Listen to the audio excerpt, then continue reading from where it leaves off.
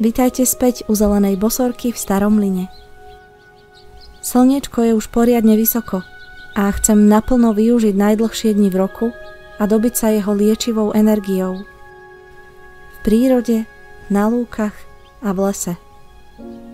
A práve toto obdobie pred letným slnovratom ponúka bylinky a plody nevídanej moci.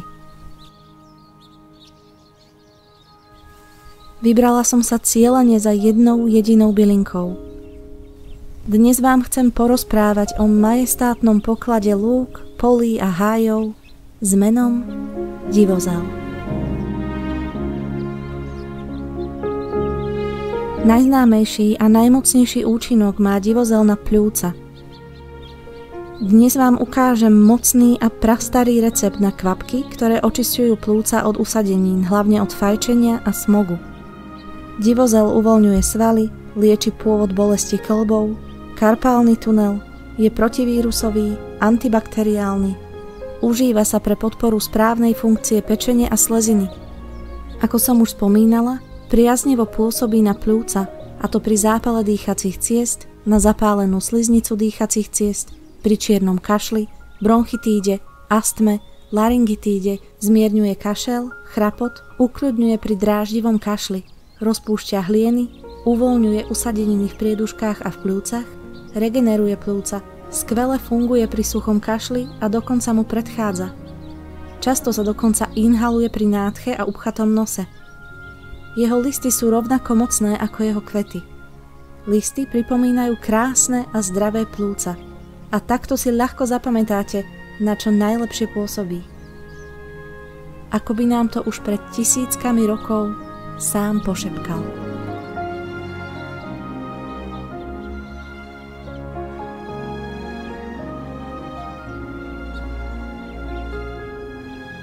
Zbieram iba otvorené kvety a listy za poludnia.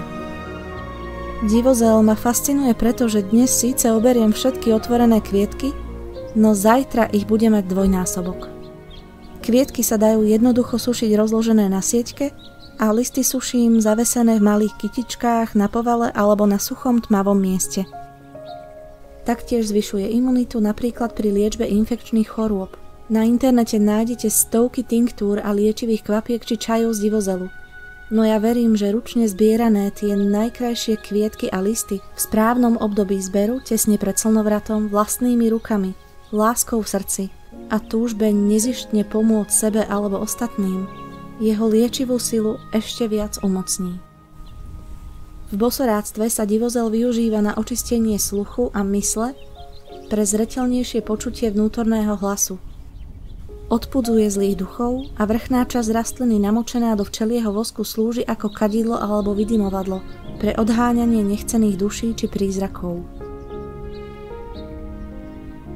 Zaujímavosťou divozelu je, že sa svojimi účinkami radí medzi tie najmocnejšie rastliny na regeneráciu pľúc, a to na celej Zemi.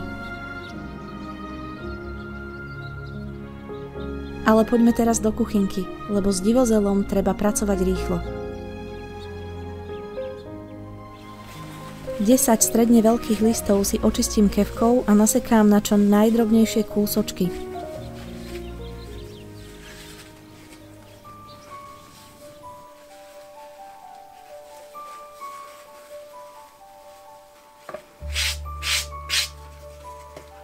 Ja ich najradšej naukladám na seba a nasekám, ale môžete ich aj nastrihať alebo nakrájať.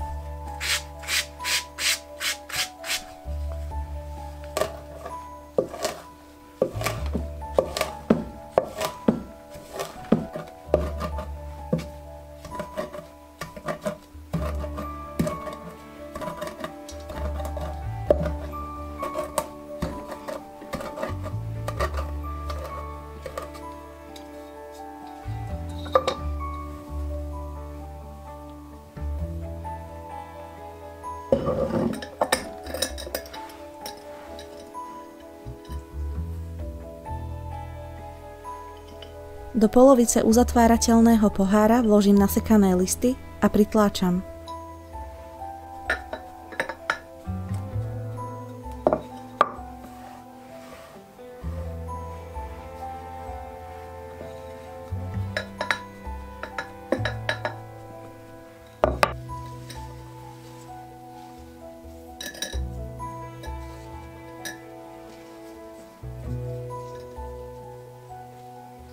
Teraz si preberiem kvietky, povyberám lístočky a nečistoty a naukladám ich na nasekané divozelové listy.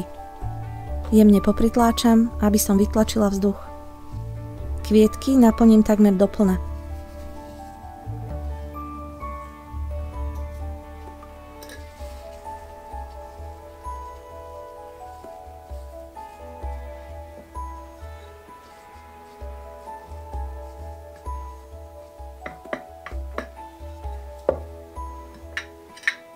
Nalejem 52% biely alkohol tak, aby pokryl spodnú vrstvu nasekaných listov. Kvety zasa zalejem kvetovým medom. Ako vždy odporúčam, najlepšie je používať surový med od včelára, ktorého poznáte a dôverujete mu. No pri takejto mocnej bylinke postačí aj kupovaný med. Všetky kvietky musia byť namočené pod hladinou medu. Tieto kvapky na očistú pľúc nemiešam, nechám ich odstáť minimálne 6 týždňov a potom 2-krát po sebe precedím cez gázu, aby kvapky neobsahovali drobné chlpky.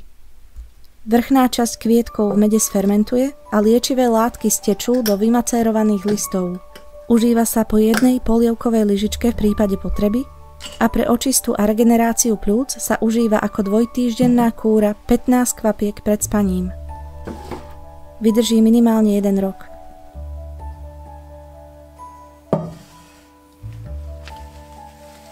Správne usušené listy divozelu by nemali obsahovať žiadnu vlhkosť.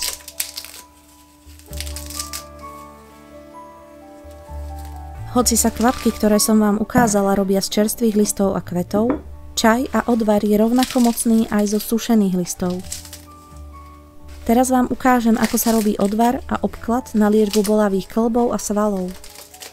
Usušenú bylinku si nadrvím v mažiari na drobno.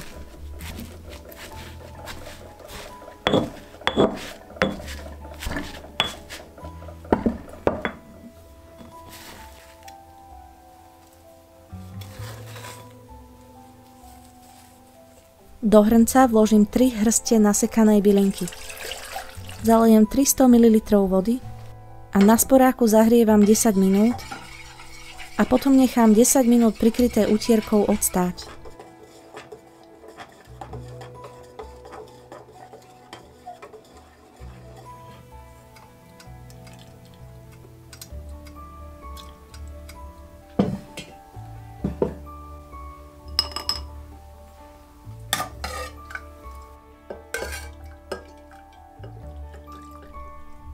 Precedím cez sitko a postláčam, aby som vytlačila asi polovicu vody.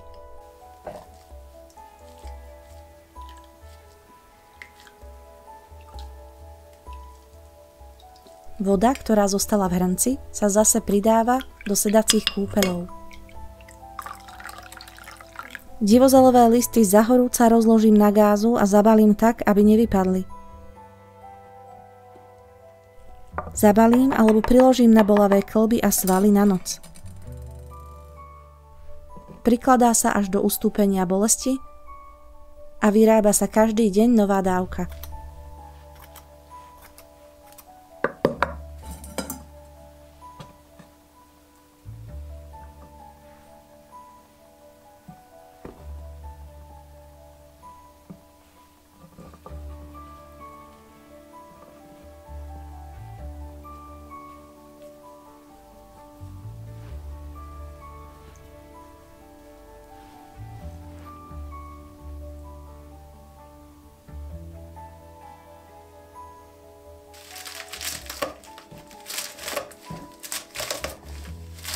Na čaj používam sušené listy a kvety.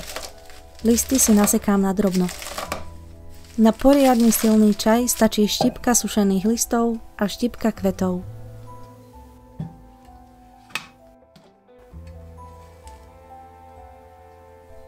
Zalejem horúcou vodou a prikryté nechám lúhovať 10 až 15 minút.